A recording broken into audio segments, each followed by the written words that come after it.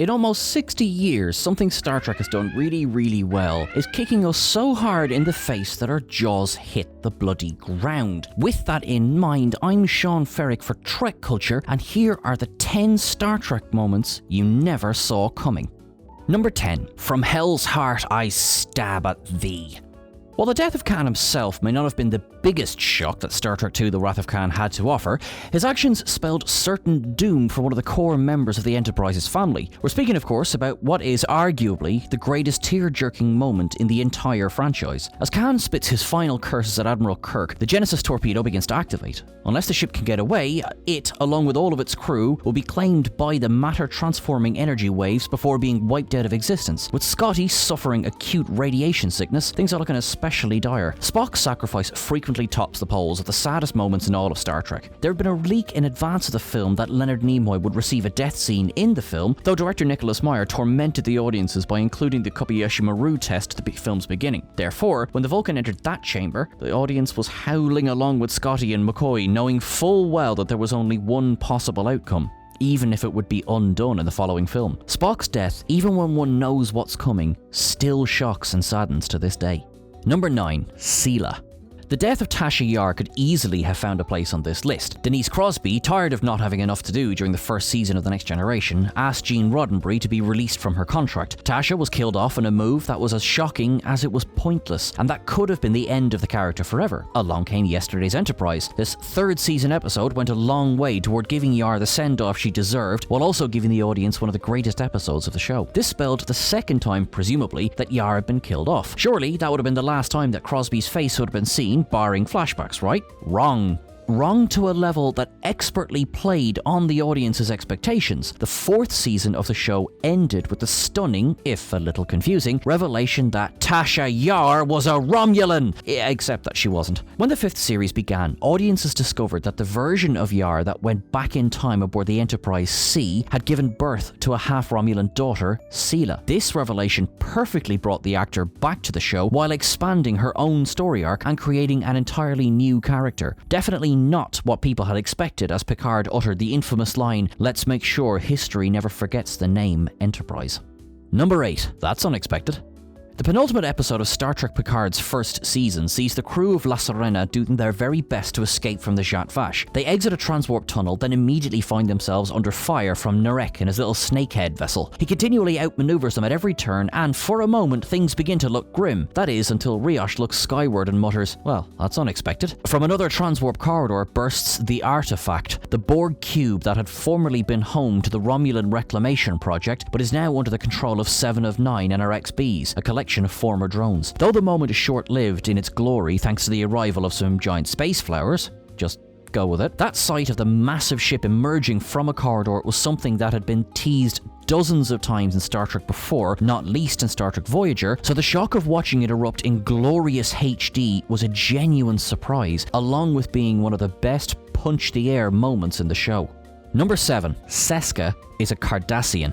Crewman Seska was never exactly the best example of the former Maquis fitting in aboard the USS Voyager. She was willful and headstrong, resentful of Janeway's command, and frequently argued with Chakotay, with whom she at least showed a modicum of respect. The revelation that Seska was a traitor, trading technology with the Kazon, it truly wasn't the greatest shock in the world. Her actual heritage, though, in being the fact that she was a Cardassian agent who was surgically altered to look Bajoran, that one was much more of a shock. Seska had been planted aboard Chakotay's vessel by the Central Command, tasked with betraying him to her government when the time came. She's callous in how she speaks to both him and Janeway when her cover is blown, showing that she was no sleeper agent. This woman knew exactly what she was doing, who she was doing it for, and was not about to take orders from a Starfleet captain. Before the audience has a chance to catch their breath after this reveal, she beams away onto a Kazon ship, becoming a true nemesis for the ship for a better part of the next 2 seasons.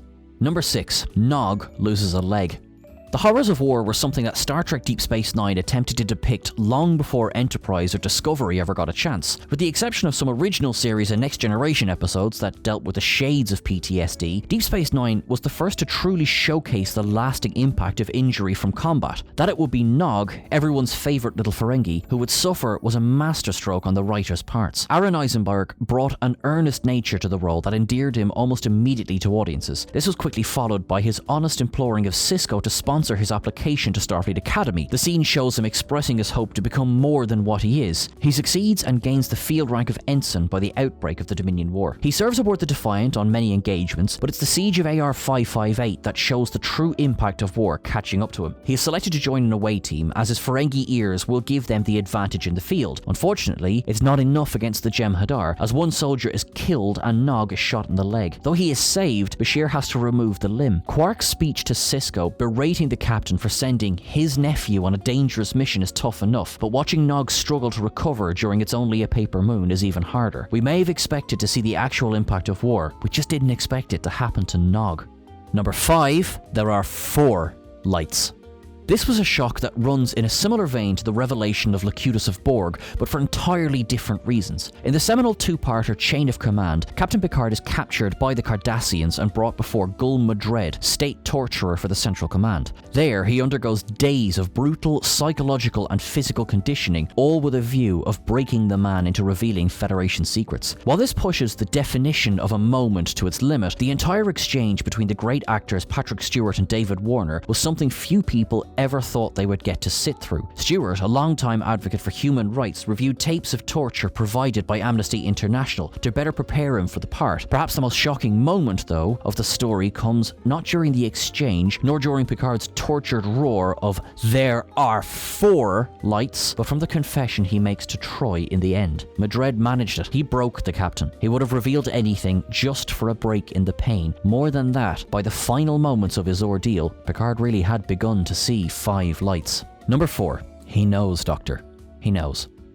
Here's the thing. For the future to return to normal, Edith Keeler had to die. However, the City on the Edge of Forever goes to great pains to establish her as a character. So when that moment does come, did anyone really think that Kirk would be able to stand back and let the inevitable occur? McCoy burst through the door of the mission, initially overjoyed to see Spock and Kirk again. From across the street, Edith sees the 3 men embrace, stepping out into the path of a speeding car that she fails to notice. McCoy spots her and begins to move, only to be held in place by Kirk. The car hits her, killing her instantly. McCoy, horror-struck, turns to Kirk and demands to know if he understands what he's done. He knows, Doctor. He knows. Spock's line is full of repressed emotion. The 3 men are badly shaken by their participation in historical events, even if they do manage to set the future to rights again. These events were set in stone and couldn't be altered. Still, that final scream from Keeler's mouth was as shocking as any explosion that ever rocked the bridge of the Enterprise.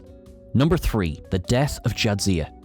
This one still hurts. 23 years after Tears of the Prophets aired. While there are other lists here on Trek Culture that deal with the reasons behind Terry Farrell's departure from Star Trek Deep Space Nine, let us reflect on the moment itself. As she prays to the prophets, thanking them for their help in her and Worf's efforts to conceive, a possessed Gul Dukat beams into the shrine behind her. She reaches for a phaser, but the man extends an arm and sends tendrils of flame coursing through her. It's slow enough that the audience can see the pain that she's feeling, cooking from the inside out. Then it's over. Dukat does what he came to do and leaves. It's one of the most horrible deaths in all of Star Trek, and for it to happen to one of the most popular characters on the show was all the more upsetting. If Dax were to die, then this was not how the audience saw it coming. Number 2, I am Locutus of Borg.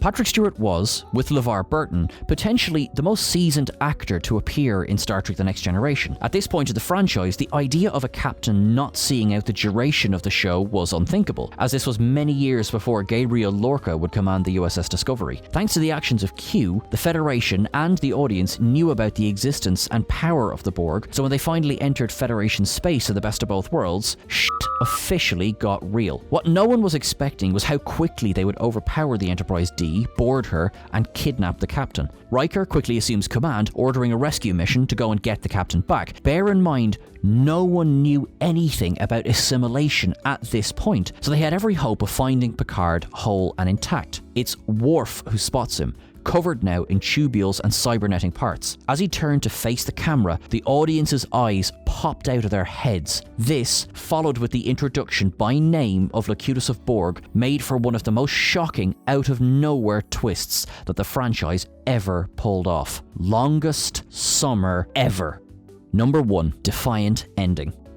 Going into Star Trek Deep Space Nine's final season, Ira Stephen Bear wanted to prove to the audience that war has consequences. Not content with robbing poor Nog of a leg, he opted to go for another death. Having already killed off Jadzia Dax, he changed track and went instead for a constant companion who had been with the show since The Search Part 1. The result was so painful that even Weyoun pauses to comment on it. News reaches the station that the Dominion has retaken the Chintaka system, which is the only foothold that the Federation Alliance has managed to make behind enemy lines. A large task force of Starfleet, Romulan and Klingon ships is dispatched to take it back, but they haven't counted on the Breen. This new ally has a weapon that cripples all but one of the Allies' ships. Shocked and horrified, the crew of the Defiant watch as tendrils of power-draining energy rip through the bridge. There are multiple hull breaches and the air is becoming toxic. Sisko gives the only order he can: abandon ship. There's barely time to reflect as the escape pods flee before several last torpedoes send the Defiant back to meet its maker. Nothing short of stunning. Poor Captain Sisko.